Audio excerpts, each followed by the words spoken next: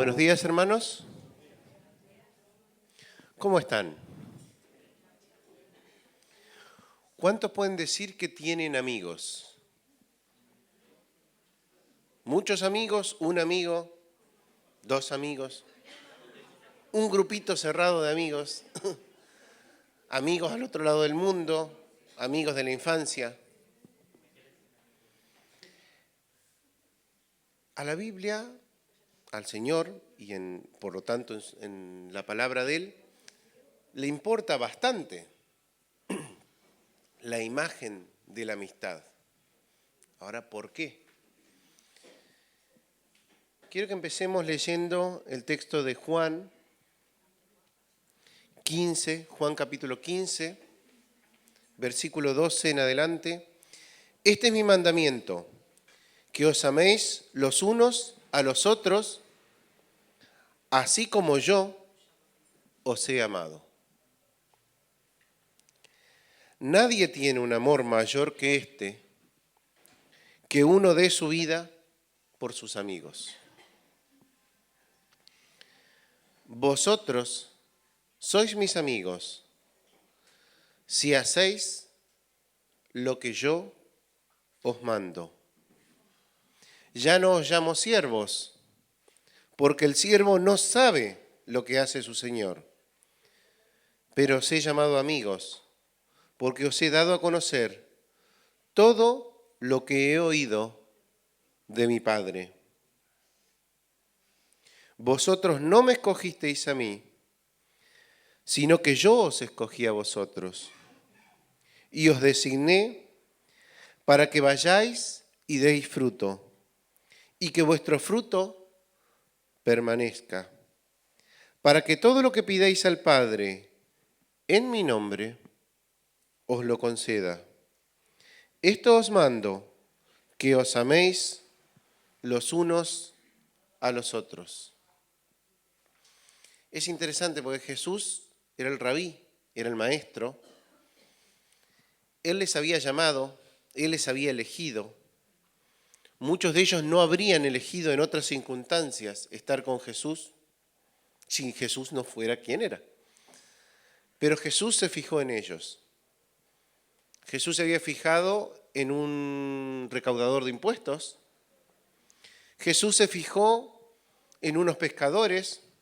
Luego fue y se fijó en otros pescadores. No queda del todo claro si tenían vínculo entre sí o no como pescadores. Sí sabemos que había vínculos de hermanos entre los discípulos. Había vínculos de amigos.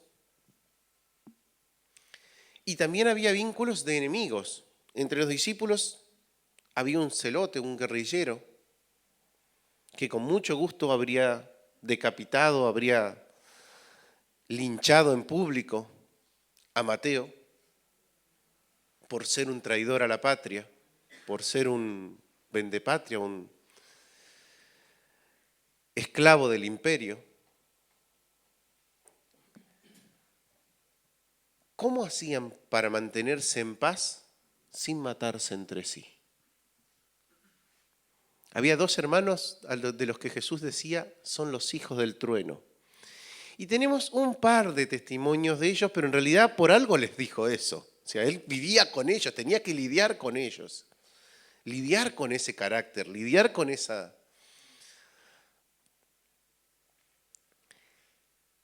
Y es interesante porque de ellos, uno es el escritor aquí, y justamente es el que llamamos el apóstol, el discípulo, el evangelista del amor. ¿Cómo es que alguien que es el hijo del trueno, que es explosivo, que es arrogante, que quisiera prender fuego a una ciudad? Se le pidieron a Jesús, prende fuego a esa ciudad, quiero verla arder.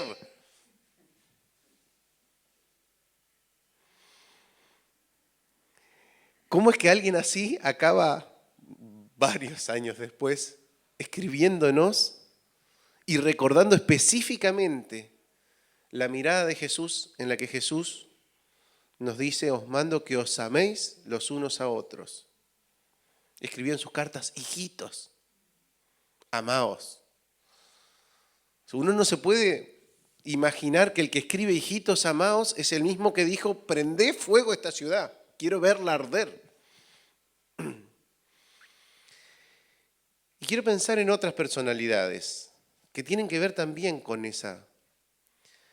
Últimamente estaba mirando una serie documental, estas series históricas, sobre cómo se formó el cuerpo de soldados, el Servicio Aéreo Especial de Inglaterra durante la Segunda Guerra Mundial. Y son personalidades bastante particulares. Obviamente es una historia ficticia basada en algunos personajes reales, pero hay algo muy interesante. Hay uno de ellos, que resulta que fue el soldado inglés más condecorado de la guerra, que es igualito al rey David. Es un poeta, es tremendamente violento, terriblemente violento. Estaba enamorado de un amigo, tenía un amigo que amaba y del que sufría su muerte. Y yo me quedo mirando y digo, wow, ¿quieren saber cómo es el rey David? Miren la serie, miren el personaje Paddy Mine. Él no busca a Dios. Estoy refiriendo al temperamento, al carácter y a la forma de ser, ¿sí? No a su relación con Dios. Pero si quieren saber cómo era, pues alguien así era. El hombre conforme al corazón de Dios era un asesino. Pero es muy interesante, porque era un asesino, alguien que se enfrentaba a un gigante, y se fija en él para darle su amistad, el heredero al trono, que es otro héroe, porque Jonatán era otro héroe. Jonatán era un tío capaz de meterse detrás de las líneas enemigas, solo o con un amigo, y cargarse a medio ejército enemigo. O sea, las películas de guerra que solemos, muchas veces se quedan cortas si comparamos. Pensemos en estas historias. Era un auténtico héroe, el ideal, el rey que todos quisieran tener, el príncipe ideal, que pone en riesgo su propia vida, se juega su vida desobedeciendo a su propio padre para salvar al ejército, para salvar al país entero. Y estas dos personalidades se hacen amigos, se encuentran y automáticamente se hacen amigos. Confían plenamente en el otro, sabiendo que uno va a perder su reino. El padre le dice, Saúl le dice a Jonatán, le dice, estás favoreciendo al que te va a quitar el reino. Pero no importaba. La amistad, el amor que se tenían, era más importante. Era más fuerte. Y cuando pensamos en Jesús, que nos dice que somos sus amigos, no pensemos solamente en la banda de coleguitas que podamos tener, o en algún amigo de la infancia, o en algún amigo actual, puntual. Quiero que pensemos en este prototipo de amigos, de dos personas que se reconocen como iguales o como semejantes, y que viendo en el otro a Dios, están dispuestos a negarse a sí mismo. No hay mayor amor que este, que uno dé su vida por sus amigos. Para que David pudiera llegar a ser rey, no solo tenía que morir Saúl, también tenía que morir Jonatán. Y ellos lo sabían. Eran amigos, pero que para que David fuera rey, Jonatán tenía que morir. No podía llegar a ser rey David, que era el yerno del rey, si el príncipe no se moría primero?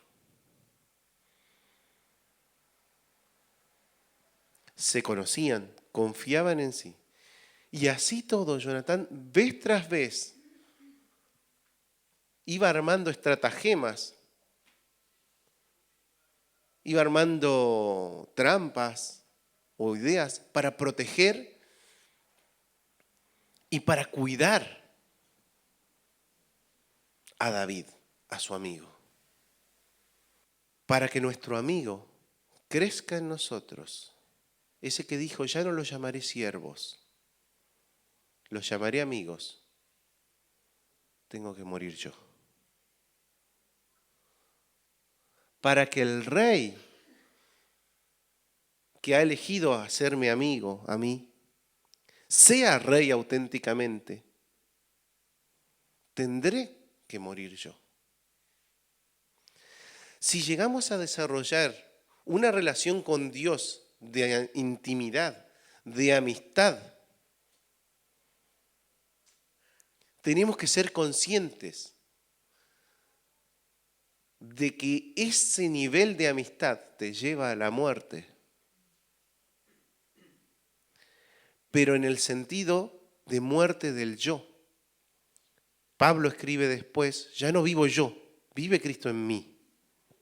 Y Pablo lo hace desde el punto de vista de la teología. Pero ¿saben qué? La mayor parte de la gente en el mundo no le importa la teología. A la mayor parte del mundo no le importa la filosofía. Pero a todos los seres humanos nos importa la amistad. Por eso el prototipo de relación con Dios que quería transmitir Jesús, que Dios hecho hombre quiso transmitirle a sus discípulos, no era el de un líder, no era el de un profeta, no era el de un rabino, no era ni siquiera como el de Juan el Bautista, de alguien que tenía la razón y que mostraba la necesidad de arrepentirse. El prototipo de amor de Dios es el del mejor amigo. De alguien en quien no necesariamente esperas nada, de alguien de quien no te debe nada, de alguien con quien no tienes ningún contrato que te vincule y te tenga asociado, porque no es lo mismo un amigo que un socio. Y a veces puede ser complicado asociarse con los amigos. A veces funciona, a veces no. Y puede romper una amistad. La amistad es entrega total, porque es el mandamiento que Jesús nos dio. Tenemos que amarnos unos a otros. Pero el ejemplo de amor es el de estar dispuestos a morir. El ejemplo mayor de amor es el de estar dispuestos a morir. En la palabra también dice que Enoc caminó con Dios, otro amigo de Dios. Pero aquí el ejemplo es tan lejano, tan aislado, que hasta no nos queda otra cosa que especular a veces para pensar qué es lo que quiere decir. Que un ser humano pueda tener tal relación con Dios, que camine con Dios más allá de los límites de su humanidad, de su existencia, de sus fines.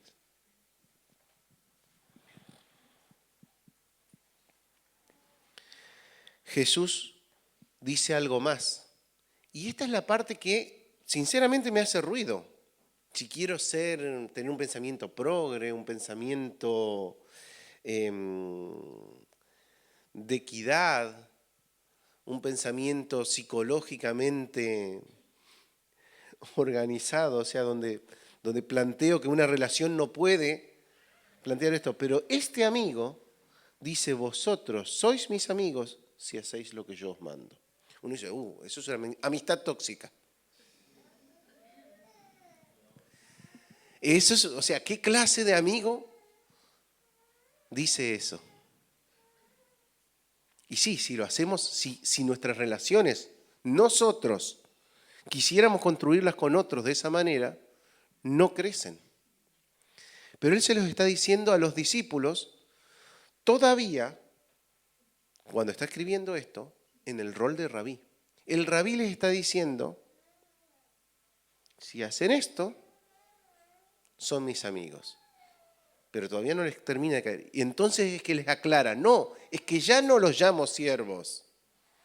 Porque el siervo sí tiene que hacer lo que el amo, el señor, el líder, el rabí le manda. Dice que les llama amigos. Pero es muy interesante porque somos unos amigos asimétricos. Todas las amistades siempre serán asimétricas. Si uno pretende que la amistad sea equitativa, estamos ante una sociedad. Una amistad verdadera indefectiblemente es asimétrica. Alguien tiene que sentir que da todo. La idea es que ambos sienten que están todo, pero ambos tienen que sentir asimetría. Porque uno se siente amigo de alguien cuando se siente que está dando todo. Se escucha muchas veces, yo soy su amigo, pero él no es mi amigo. O él es mi amigo, pero yo no soy su amigo.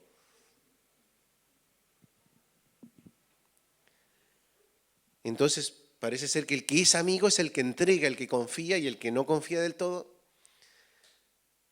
La amistad entre David y Jonatán era asimétrica. Uno era el príncipe, el otro era el héroe nacional.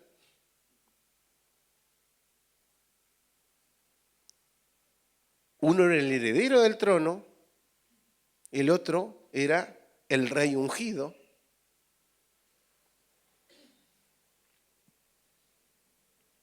Uno era hijo de un rey, el otro en su línea de su árbol genealógico tenía dos mujeres que no pertenecían al pueblo de Israel, lo cual significaba que para el pensamiento judío no era judío.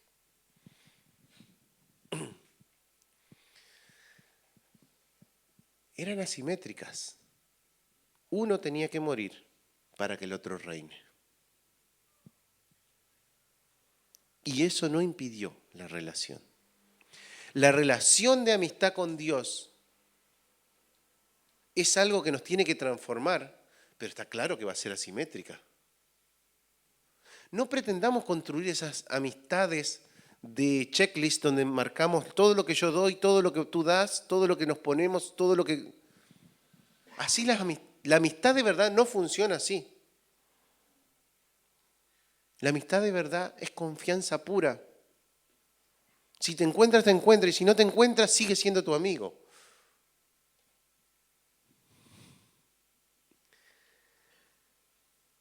Vosotros no me escogisteis a mí, yo os escogí a vosotros.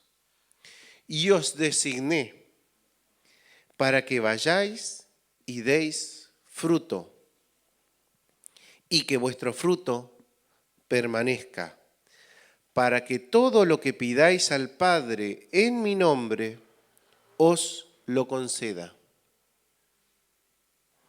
Mejor que tener un barco es tener un amigo con barco.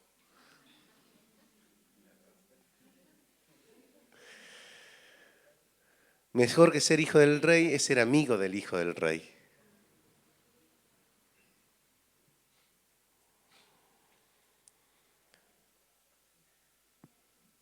Jesús, nuestro amigo, nos hace la puerta al Padre, nos hace hermanos. Jesús nos abre en su amistad la puerta para pedir y recibir de Dios. Y una vez más, es interesante porque todo este párrafo abre y cierra con lo mismo. Esto os mando, que os améis los unos a los otros. El texto empieza con su mandamiento. El mandamiento de Jesús es que nos amemos unos a otros.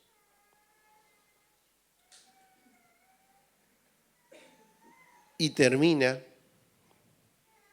con que nos amemos los unos a los otros.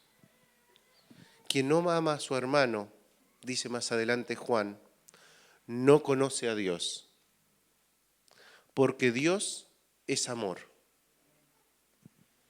¿Cómo puedes decir que amas a un Dios al que no ves si no amas a tu prójimo, a tu amigo, a tu vecino, al que ves?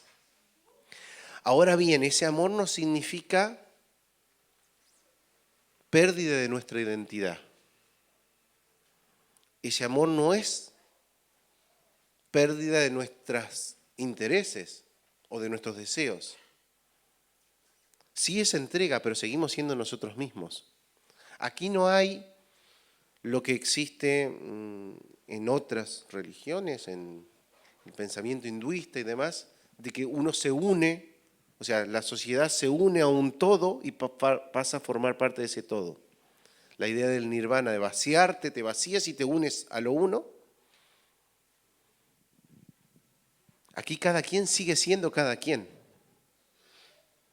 Aquí cada uno de nosotros seguimos siendo nosotros, con nuestras debilidades, con nuestros pecados redimidos, con nuestro temperamento, con nuestro carácter, que puede ser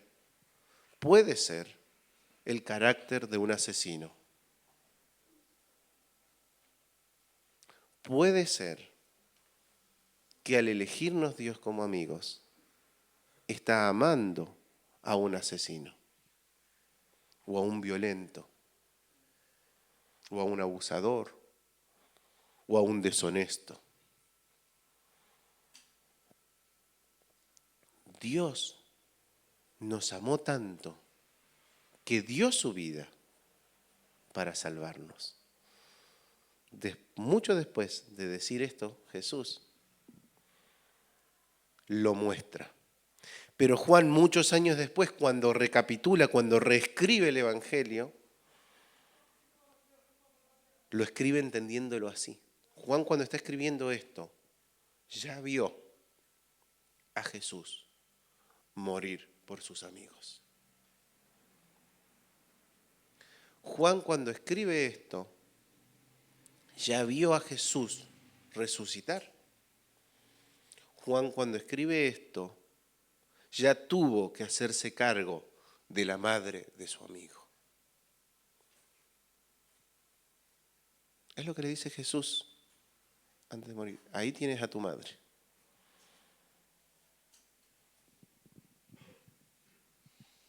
Le confió su familia. Y uno dice, no, no puede ser. Jesús amaba a todos por igual. A Juan lo quería más. Y todos se daban cuenta de que Jesús quería mucho a Juan y que Juan se sentía querido por Jesús.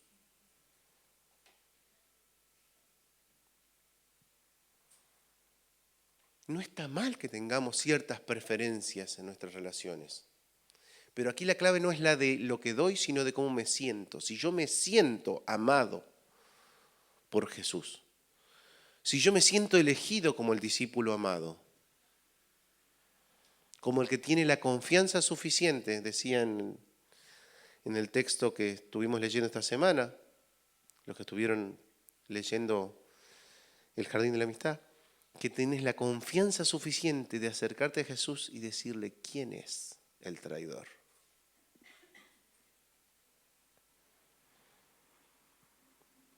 Y de estar tan cerca de escuchar que el traidor es alguien a quien Jesús le da de comer. No dejaba de ser su amigo. Cuando Jesús dijo esto, entre sus amigos, entre los amigos de Jesús, también estaba Judas. Para Jesús él también era su amigo. Solo que al final de cuentas, la avaricia lo perdió y después la culpa lo destrozó.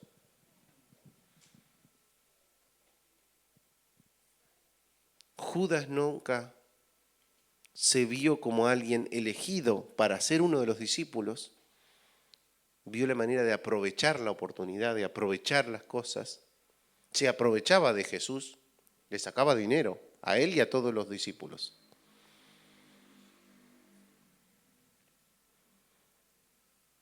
y un día no dio para más y se mató. Ese es el ejemplo de lo que no debemos vivir, pudiendo ser amigos de Jesús. La clave no es que saquemos provecho de Jesús, no es que busquemos una relación con Jesús, como hemos escuchado muchas veces, como hemos leído muchas veces, un evangelio de prosperidad, que Jesús venga aquí, sea mi amigo para que me llene de dinero, para que me sane todas mis enfermedades, para que mi familia esté feliz, para que sea un exitoso y un ganador en la vida.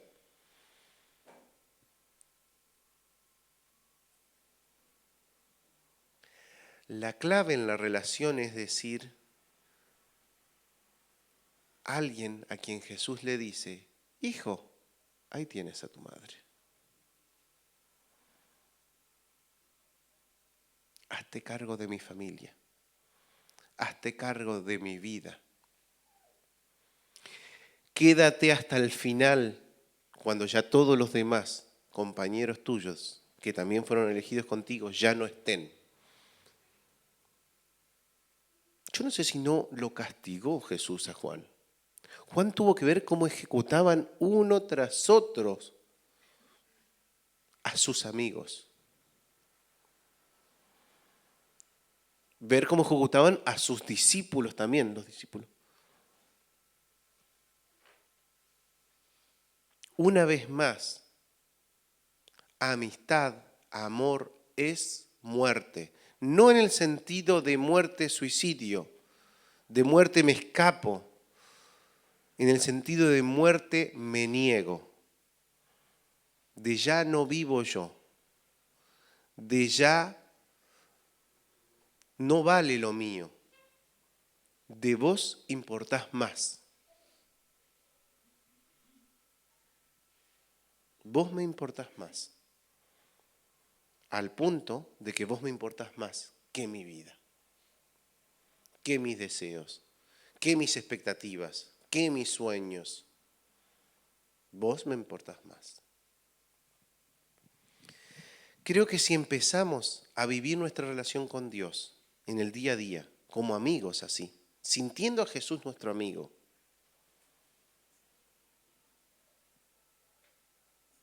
y empezamos a vivir más nuestro día a día sintiéndonos amigos, sintiendo que nos estamos amando, incluso en el desacuerdo, pero que nos estamos amando, que lo que hacemos, que elijamos hacer algo porque amamos al otro. Esa es la mayor regla de ética que viene de Jesús. Que hagamos las cosas porque amamos. Porque el mandamiento nuevo que nos dio es que os améis los unos a los otros. Esa es la diferencia. Eso es lo que transformó y trastornó al mundo. Los emperadores romanos veían gente que se amaba tanto y que amaba tanto a ese Dios que había elegido seguir, que se dejaban quemar, comer por leones, apalear en público. Y entonces el espectáculo de la ejecución pública día tras día tras día de cristianos, que teóricamente tenía que ser para que la gente no quisiera ser cristiano, llevaba a que muchas veces soldados romanos dejaran sus armas y dijeran, yo voy con ellos,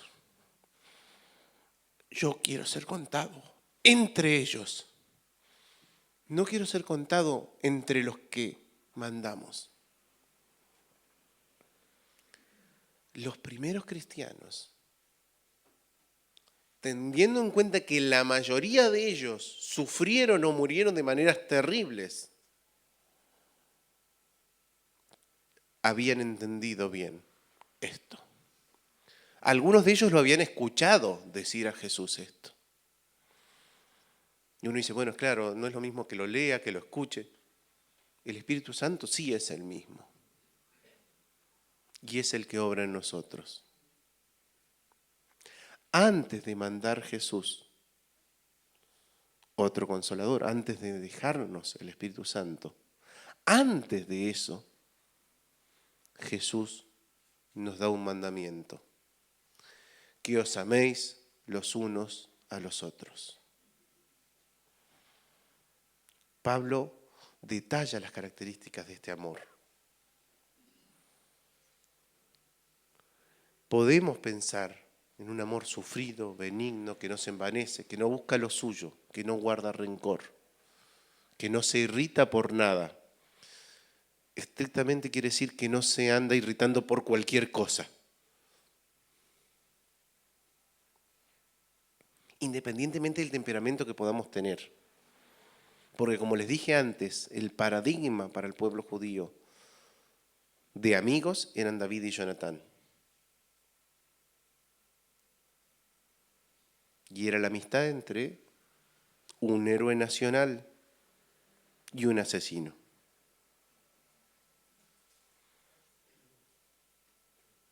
Yo quiero invitarlos a que pensemos en nuestras vidas a Jesús como nuestro amigo, pero como nuestro amigo David, como nuestro amigo que tiene que reinar, y que para que Él reine, seamos conscientes, solo va a reinar si me muero yo. Si yo sigo vivo, no. Tengo que morirme. ¿Oramos?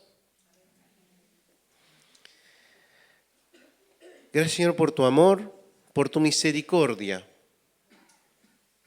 Gracias por tu amistad. Gracias por escogernos. Gracias porque vos te fijaste en nosotros. Gracias por tocarnos. Gracias por amarnos.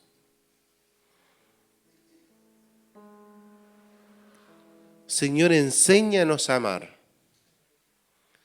Enséñanos a ser amigos. No solo a hacerlos, sino enséñanos a llegar a ser amigos. A que seamos los amigos. Enséñanos a ser amados. Queremos reaprender a sentirnos amados.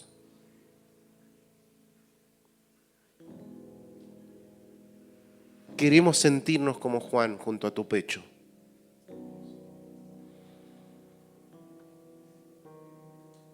Queremos sentirnos confiados, sabiendo que diste tu vida por nosotros. Gracias por ese amor.